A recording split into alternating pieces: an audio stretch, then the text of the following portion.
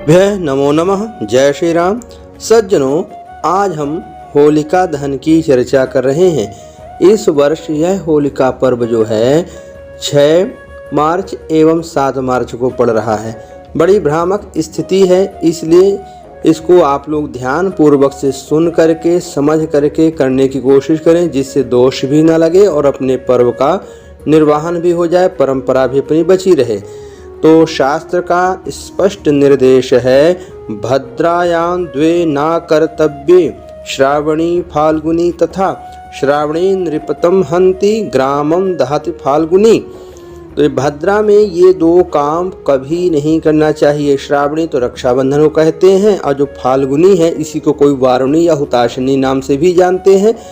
तो इन दोनों का निषेध है, ना तो होलिका दहन करें न रक्षाबंधन करें। तो बात करते हैं तो होलिका दहन की। तो श्रावणी नृपतिम हंति, श्रावणी तो राजा का नाश करती है, राजा का नुकसान करती है।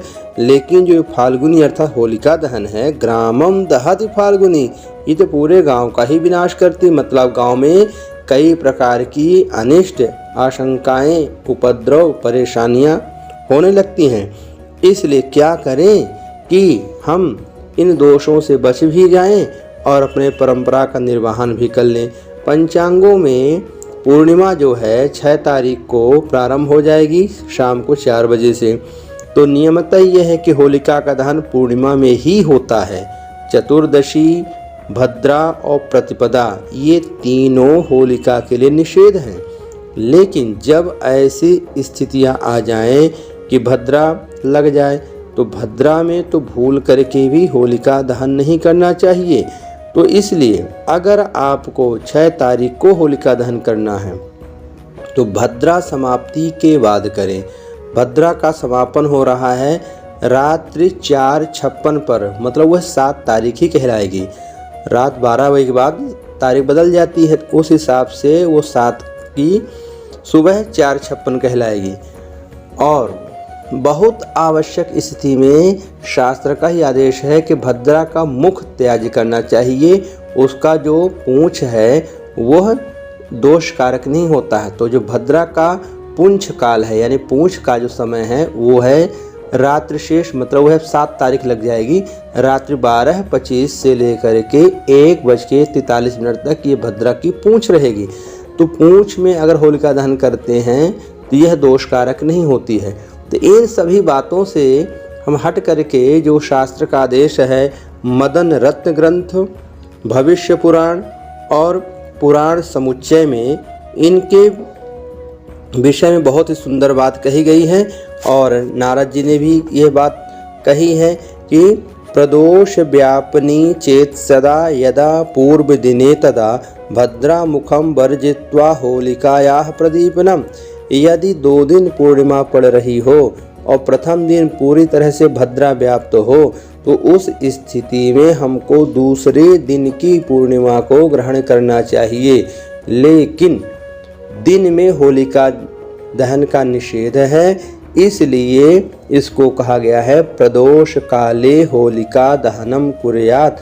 जब प्रदोष वेला आ जाए तब हमें होलिका दहन करना चाहिए। इसलिए यह शुभ योग जो है 7 तारीख को ही पड़ रहा है। तो आप किसी भी प्रकार के भ्रम में ना पड़ करके एक मत से शास्त्र के निर्णय अनुसार, प्रमाणानुसार काम करें तो आपको 7 तारीख को शाम को 5:46 पर पूर्णिमा समाप्त हो जाएगी, प्रतिपदा प्रारंभ हो जाएगी। और साथ ही साथ शाम को 6:01 से लेकर के 8:29 तक यह प्रदोष काल रहेगा। तो प्रदोष काल में होलिका दहन करना शास्त्र सम्मत है और शुभ है। इससे सबको सुख शांति की प्राप्ति होती है। इसलिए पूर्ण रूप से, प्रामाणिक रूप से आपको होली का जो दहन वाला पर्व है 7 मार्च दिन मंगलवार को मनाना है। दहन करने का जो समय है वह है शाम 6:01 से लेकर के रात्र 8:29। यह प्रदोष काल की बेला में होलिका दहन नारद जी के वचन के अनुसार भविष्य पुराण में और मदन रत्न और पुराण समुच्चय इन तीनों ग्रंथों में कहा गया है। इसलिए आप इस प्रमाण के आधार पर अपने परंपराओं का निर्वहन करें और दोषों से बचे रहें। निशागमे प्रपूज्येते होलिका सर्वदा बुधई ना दिवा पूजेत धुंडाम पूजता दुखदा भवेत। अर्थात होलिका दहन हमेशा रात्रि में ही करना चाहिए। विद्वानों को हमेशा होलिका दहन रात्रि में ही करवाना चाहिए, ना दिवा पूजेत। अगर कोई दिन में होलिका का पूजन करके होलिका दहन करते हैं तो दुखदा भवेत, यह सदा दुखदायी होती हैं। इसलिए हमें इनमें ध्यान रखना है। यदोत्तर दिने सार्थयामत्रयम तदोधिकम वा पूर्णिमा ना तो प्रदोषे परेद्युष्य। हमें भद्रा का सर्वथा त्याग करना चाहिए। भद्रा 100% नुकसान करती है, प्रतिपदा जो है तो हमें 10% नुकसान देगी। तो हमें अधिक नुकसान से बचना चाहिए, छोटे नुकसान की परवाह ना करके अपने पर्व को मनाना चाहिए। लेकिन प्रदोष काल के होने के कारण यह दोष भी नहीं, नुकसान भी नहीं। भद्रा का समापन तो सुबह ही हो जाएगा, फिर दिन का प्रारंभ होने के कारण होलिका दहन नहीं होगा, इसलिए 7 तारीख को ही करेंगे। और जो होलिका बंधन है, धूली बंधन अर्थात रंग खेलने का, वह 8 तारीख को होगा। इस प्रकार से आप अपने परंपरा का निर्वहन करें। जो लोग व्रत करते हैं, सत्यनारायण का व्रत पूजन करते हैं, वे तो 6 तारीख को भी कर सकते हैं और 7 तारीख को भी कर सकते हैं। पूजा पाठ जो है तो उनको सायंकालीन वालों के लिए 6 तारीख को, जिनको स्नान दान और उदया लेना है उनको 7 तारीख को मनाने में कोई दिक्कत नहीं होगी। इस प्रकार से अपनी परंपरा का निर्वहन करें और भगवान का वंदन करें। इस प्रकार से हमें करके और करें क्या, इसमें कौन कौन सा उपाय करके हम कौन कौन से कार्य को सिद्ध कर सकते हैं। तो यह तो आपको सर्वविदित है कि भद्रा एक राक्षस, क्षमा करें, भद्रा में हमें होलिका दहन का निषेध तो है। ये जो होलिका है ये एक राक्षसी है और भक्त प्रहलाद को नष्ट करने की जिज्ञासा से, लालसा से उसने ऐसा किया और उल्टा हो गया। हमें अपने दुख को विनाश करने के लिए इसमें क्या प्रयोग करना चाहिए। वैसे भी अपनी भारत में सनातन धर्म में 4 रात्रियां महत्वपूर्ण हैं, जिसमें से ये भी एक रात्रि है जिसको हम दारुण रात्रि कहते हैं। और इसमें हम क्या करेंगे, तो आप अपने घर के कलह क्लेश, अगर आपके घर में निरंतर आए दिन भाई बहन में, पति पत्नी में, पिता पुत्र में, सास बहू में, देवर ननद, मतलब जो भी पारिवारिक रिश्ते हैं, कहीं न कहीं किसी न किसी का अनबन हो ही जाता है, बेवजह हो जाता है।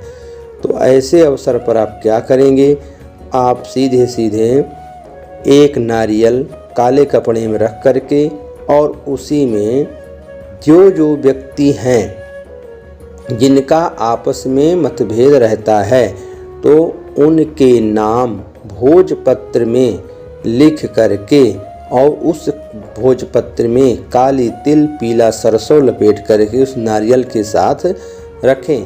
तो उनमें जो भी बाधाएं हैं, विपत्तियां हैं, वह नारियल के साथ जा करके होलिका में नष्ट हो जाती हैं और इनमें आपसी प्रेम सामंजस्य बनता है।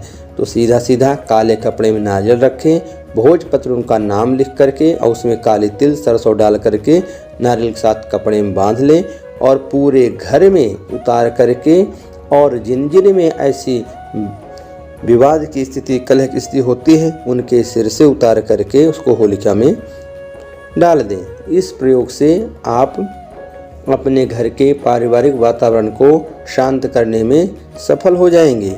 साथ ही साथ अगर आपको ऐसा लगता है कि हमारे घर में नकारात्मक ऊर्जा ज़्यादा है या कुछ मृत आत्माओं का प्रवेश है, कुछ प्रेत बाधाएं, भूत प्रेत जैसी आशंका है या किसी शत्रु के द्वारा कुछ करवाया गया ऐसी मन में आशंका है, तो इसके लिए भी निराश ना हो। इस बार की जो होलिका है आपके लिए बहुत ही फलदायी हो, क्योंकि मंगलवार को पड़ रही मंगल स्वयं आग है, प्रतिपदा भी स्वयं अग्नि है और होलिका भी अग्नि, 3 अग्नि का योग बन रहा है। ऐसे महा 3 अग्नि के योग में आप इन सभी बाधाओं को सदा सर्वदा के लिए जला के राख कर सकते हैं। क्या करेंगे? तो इसको गांव की भाषा में, स्थानीय भाषा में रेड़ा बोलते हैं और किताबी भाषा में इसको एरंड बोलते हैं। तो एरंड के पत्ते को ला करके और अपने घर में जितने कमरे हैं तो लाल पेन से उस पत्ते पर कमरा बनाएं, मतलब उस प्रकार जितने कमरे हैं उतने कमरे उसमें बना दे कि इतने हमारे घर में कमरे हैं।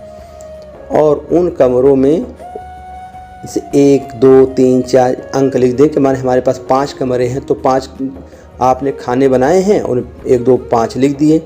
तो इस प्रकार से आप 5 कमरे लिख दिए गए। साथ ही साथ में जिन लोगों के ऊपर आशंका है कि उसके ऊपर कुछ छाया है, तो उस कमरे में जिसमें वो रहता है उस कमरे में उस अंक में उसका नाम लिखें और साथ में काली राई, काली तिल और तुलसी के कुछ सूखे पत्ते इनको रख करके और उस एरंड के पत्ते को मोड़ करके फिर उसको सरसों के तेल में डुबो करके और उस बाधा वाले व्यक्ति जिसको लगता है कि इसको बाधा रहती है, रात में डरावने सपने आते हैं, सो नहीं पाता है, ऐसे कुछ आशंका है या इस कमरे में कुछ हानिकारक नकारात्मक कुछ ऊर्जा है ऐसा लग रहा है, तो उन कमरे में घुमा करके और जब होलिका दहन हो रहा हो तो पहले तो होलिका की 7 परिक्रमा करें और अपने बाधा को मन में बोलते जाएं। जिसके ऊपर है उसका भी नाम बोलें। और कभी कभी हमको शंका होती लगता किसी हमारे पड़ोसी या किसी दुश्मन ने ऐसा कुछ करवाया हो तो उसका भी नाम ले सकते हैं। जिस किसी ने करवाया हो वह शांत हो जाए और हम सबके बीच में परस्पर प्रेम हो, भाईचारा हो, किसी प्रकार की ईर्ष्या द्वेष लड़ाई झगड़ा ना हो, ऐसा बोल करके उसको होलिका में फेंक दें। ऐसा करने से घर की नकारात्मक ऊर्जा आपकी दूर हो जाएगी। अथवा दूसरा उपाय ये करें, आप आटे के 7 दीपक बना लें, उसमें एक एक लंबी बत्ती डालें, तिल के तेल से इसको जलाना है। साथ में एक थाली में 7 दीपक रख लें और तिल के तेल से वो दीपक प्रज्वलित करेंगे। उसी दिया में एक एक लौंग और एक एक काली मिर्च और थोड़ी थोड़ी पीली सरसों रखें। फिर ले जा करके होलिका की आरती करें 7 दीपक से। और कैसे करेंगे? घूमते हुए करेंगे। और घूमने के बाद 3 दीपक तो आप वहीं रख देंगे होलिका के चारों तरफ से और बचे 4 तो वहाँ से चलने के बाद एक मार्ग यानी सड़क में रख देंगे और एक अपने द्वार पर रख देंगे। और जो 2 बचे हैं तो एक को आप अपने रसोई में रखेंगे, एक को ले जा करके छत में वायव्य कोण मतलब छत के उत्तर पश्चिम कोने में रख देंगे। इसके प्रभाव से आपके घर में, भूमि भवन में किसी भी प्रकार की नकारात्मक ऊर्जा होगी या किसी मृत बाधा या प्रेत बाधा या किसी शत्रु या कुछ तंत्र मंत्र की बाधा होगी, वो सदा सर्वदा के लिए घर छोड़ देगी, कभी वापस नहीं आएगी। ये कर लेंगे। दूसरा प्रयोग इसमें रोग नाश के लिए करते हैं। तो जैसे कोई व्यक्ति लंबे समय से बीमार चल रहा है, उसकी बीमारी ठीक नहीं हो रही है, तो उस व्यक्ति के शरीर की लंबाई बराबर धागा नाप लें, उस धागे को नारियल में लपेट लें, नारियल की व्यवस्था ना हो तो नींबू में लपेट लें और उसको बढ़िया से सरसों के तेल में डुबो करके उसमें उसका नाम, गोत्र और काम बोलें और बोल करके ले जा करके उसको भी होलिका में डाल दें। इस योग से भी आप अच्छी कृपा प्राप्त करेंगे, अच्छा स्वास्थ्य लाभ प्राप्त करते हुए सुख शांति का अनुभव करेंगे। इस प्रकार से कर करके आप अपने आप को इस पर्व से लाभान्वित करेंगे। आशा है कि आपको यह दुविधा वाला पर्व अब सुलभ हो गया है, सुविधा हो गई है। 7 तारीख को आप लोग बड़े भाव से मनाएंगे। घर परिवार में सदा आपकी सुख समृद्धि शांति प्रेम बना रहे, ऐसी आशा के साथ अगले वीडियो में कुछ नई बातों के साथ मिलेंगे। जय श्री राम, धन्यवाद।